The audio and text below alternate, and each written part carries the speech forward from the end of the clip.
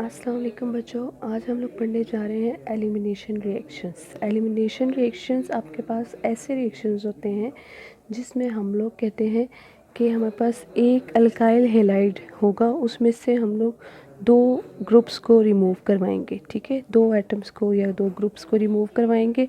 जब दो एटम्स उसमें से रिमूव होंगे, दो एडजेसेंट कार्बन मतलब एक और फिर उसके साथ दूसरा कार्बन, इन दोनों में से हम लोग एक एक एटम को रिमूव करवाएंगे।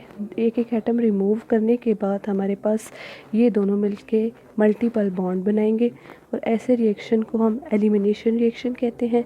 और इसके अलावा इनको हम 1 और 2 एलिमिनेशन, सपोज़ ये 1 एटम और ये 2, हमारे पास दो कार्बन है, कार्बन नंबर 1 और कार्बन नंबर 2, तो इस वजह से इसे हम कहेंगे 1 और 2 एलिमिनेशन रिएक्शन, बीटा एलिमिनेशन भी कह सकते हैं इसको।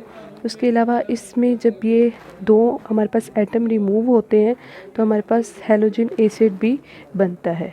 यहाँ से मतलब इन दोनों में से हैलोजन एसिड रिमूव हो जाएगा। ठीक है, एलिमिनेशन रिएक्शन हमारे पास कौन से रिएक्शन हुए जिसमें हमारे पास दो एडजेसेंट कार्बन में से दो एटम रिमूव होंगे। दो एटम रिमूव होने के बाद हमारे पास मल्टीपल बॉन्ड बनेंगे। मल्टीपल बॉन्ड बनने की वजह से इसे हम लोग क्या कहेंगे कि ये हमारे पास बीटा एलिमिनेशन भी हुई है, क्योंकि एक कार्बन 1 और एक कार्बन 2 है, ये अल्फ़ा कार्बन कहलाएगी और ये बीटा कार्बन। इसमें से पहले हम हाइड्रोजन रिमूव करेंगे। जब इसमें से हाइड्रोजन रिमूव करेंगे इससे डीप्रोटोनेशन हो जाएगी। डीप्रोटोनेशन होने के बाद ये इस कार्बन को भी डिस्टर्ब करेगा। जब ये इस कार्बन को डिस्टर्ब करता है तो यहाँ से आपके पास दूसरा एटम भी रिमूव होगा जो कि होगा हेलाइड आयन। तो जब हेलाइड आयन यहाँ से रिमूव होगा, ये दोनों कार्बन मिल के आपस में मल्टीपल बॉन्ड बनाएंगे। मल्टीपल बॉन्ड बनाने के बाद हमारे पास एक हैलोजन एसिड प्रोड्यूस हो जाएगा। 2 टाइप्स के ये रिएक्शन होते हैं, एक हमारे पास E1 और दूसरा होगा हमारे पास E2। E1 रिएक्शंस जो होते हैं हमारे पास ये 2 स्टेप रिएक्शंस होते हैं और E2 जो होते हैं ये सिंगल स्टेप रिएक्शन होते हैं। यहाँ पे E2 में हमारे पास ट्रांजिशन स्टेट बनती है और इनमें ट्रांजिशन स्टेट नहीं बनती। और इसमें ये होगा, एक ही स्टेप के अंदर हमारे पास क्या होगा कि बेस अटैक करेगी और हाइड्रोजन जो है रिमूव हो जाएगा और हमारे पास जो है प्रोडक्ट बन जाएगी। इसमें ये होगा, पहले स्टेप में हमारे पास आयन बनेगा यानी कि कार्बोकेटाइन बनेगा हाइड्रोजन, और दूसरा कोई भी हेलाइड आयन रिमूव होगा।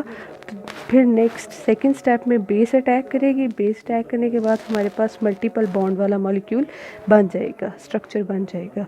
ये हमारे पास यूज़फुल होते हैं प्राइमरी अल्काइल हैलाइड के लिए और ये ज़्यादातर टर्शरी के लिए, और सम टाइम हमारे पास ये सेकेंडरी अल्काइल हैलाइड के लिए यूज़फुल होते हैं।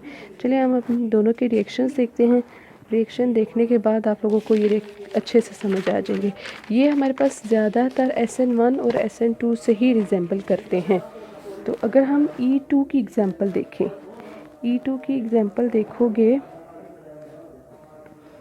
सपोज़ हमारे पास एक मॉलिक्यूल है,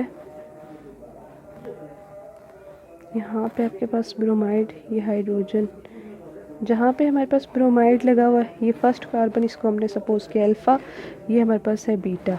अगर हम लोग कहते हैं कि कोई बेस है हमारे पास, सपोज़ हाइड्रोक्सिल है, वो इस कार्बन के ऊपर अटैक करती है तो ये यहाँ से हाइड्रोजन रिमूव हो जाता है।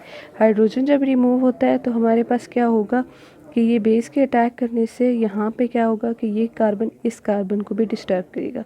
तो यहाँ क्या होगा, साथ ही इसी स्टेप में ब्रोमाइड भी रिमूव हो जाएगा। जब ब्रोमाइड रिमूव होता है तो क्या होगा, हमारे पास ये और ये कार्बन दोनों क्या हो जाएंगे, आपस में मिलके मल्टीपल बॉन्ड बनाएंगे। पीछे एक और ये दो हाइड्रोजन CH2, एक और ये भी एक हाइड्रोजन, दो, ठीक है, प्लस आपके पास हैलोजन एसिड रिमूव हो गया HBr, ये Br और ये एक H, ठीक है।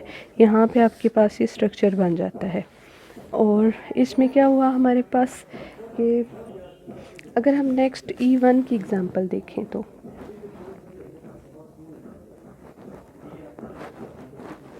E1 की एग्जांपल में अगर हमारे पास एक टर्शरी क्या कहते हैं अल्काइल हैलाइड है, CH3 CH3 CH3, यहाँ पे आपके पास Br हो गया।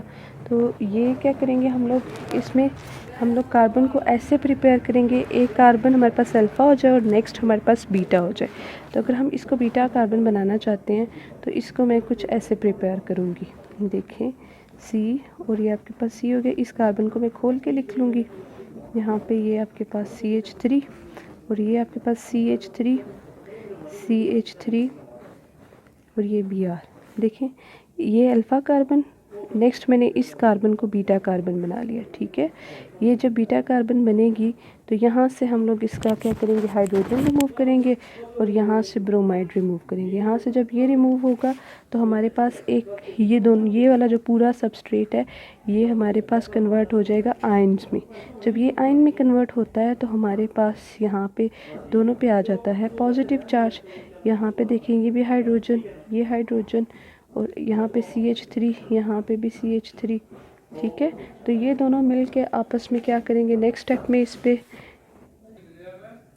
नेक्स्ट स्टेप में ये हमारे पास क्या होगा, ये CH3, यहाँ पे भी ये CH3 और ये आपके पास 2 हाइड्रोजन ऐसे हो गए।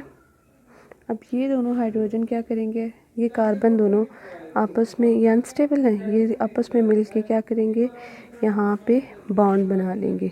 ये यहाँ पे बॉन्ड बनाएंगे तो ये स्टेप आपके पास फर्स्ट स्टेप हो जाएगा, CH2 और यहाँ पे आपके पास आ जाएगा CH3 और ये भी CH3 प्लस यहाँ पे ये Br और यहाँ से हमने ये एक हाइड्रोजन रिमूव किया था, ये दोनों मिलके HBr बना देंगे। ठीक है,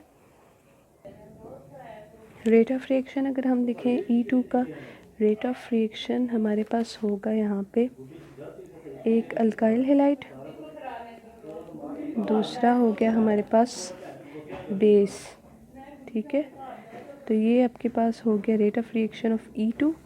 और अगर हम E1 का रेट ऑफ रिएक्शन लिखें तो ओनली 1 मॉलिक्यूल, कंसंट्रेशन एक ही मॉलिक्यूल की है फर्स्ट स्टेप में, तो ये हमारे पास अल्काइल हैलाइड ही होगा।